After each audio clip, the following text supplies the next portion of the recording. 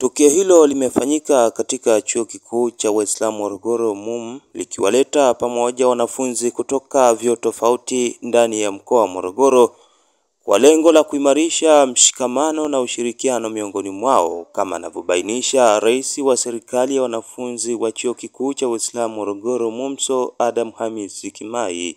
Lengo la iftari hii ni kujumuika pamoja na vijana wenzetu wa vyuo vikuu na vyuo vya kati na viongozi wetu wa ndani ya nchi katika kipindi hiki cha mwezi mtukufu wa Ramadhan, kama sehemu ya kujali na kuthamini ibada hii tukufu ya mfungo inayowahusu Waislamu duniani kote. Pamoja na hayo, ndugu mgeni rasmi, iftari hii ina lengo la kuombea dua viongozi wetu, Rais wa Jamhuri ya Muungano wa Tanzania Daktari Samia Suluhu Hassan pamoja na Rais wa Zanzibar Dr. Hussein Ali Mwinyi. Mkuu wa mkoa wa Morogoro Adam Malima amesema anapenda kuona vijana wa vyuo vikuu wanajumuika kwa pamoja katika matukio mbalimbali. Kwamba ofisi ya mkuu wa mkoa na sisi wote tutakuwa bega kwa bega na nyinyi katika matukio mengine mengi ambayo yanataka kuashiria umoja na mshikamano baina ya vijana na wanafunzi wa vyuo vikuu na vyuo vya kati na vijana wa makundi mengine katika maisha yenu na katika kuboresha mikakati yenu na malengo yenu kwa ajili ya siku zijazo kwa manufaa wa mustakabali wa taifa letu. Lazima Muislamu tambue kwamba upo katika wakati gani?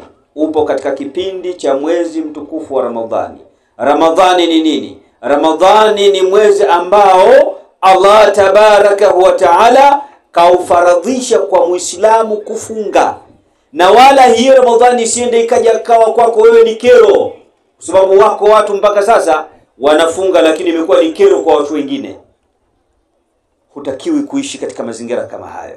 Akizungumza katika hafla hiyo, Naibu Waziri wa Fedha Mheshimiwa Hamadi Chande, ambaye ni mgeni rasmi, ameeleza kuwa serikali inaendelea kutekeleza sera zake na mikakati mbalimbali ikiwemo mikopo kuhakikisha vijana wanapata elimu bora na fursa za maendeleo. Ndio maana leo zaidi ya wanafunzi 850,000 wanapata mkopo. Na haijawahi kutokea mtu wa diploma eti anapewa mkopo na yeye. Awamu hii ya Mheshimiwa Rais wa Jamhuri ya Muungano wa Tanzania, si tumeona. Nitoe wito kwa wanachuo. Wanachuo ninyi mna sauti kubwa. Sauti kubwa sana wanachuo. Unaweza kuona nafasi yako ni ndogo, lakini wewe ukiwa mwanafunzi wa chuo kikuu, nafasi yako ni kubwa sana. Pazeni sauti zenu katika kuyasema mema yaliyofanywa na Mheshimiwa Rais. Niwapongeze sana MUM. Mwenyezi Mungu awabariki, kwani wameweza kuwafuturisha watu wote mkoa mzima, hata kama sio Morogoro nzima, bali wamechukua baadhi ya watu wanaojiweza na wasiojiweza, wameweza kushiriki katika kufuturu kwa pamoja. Nikiripoti kutokea mkoani Morogoro, Ramadhan Idilimu wa Mahasin TV.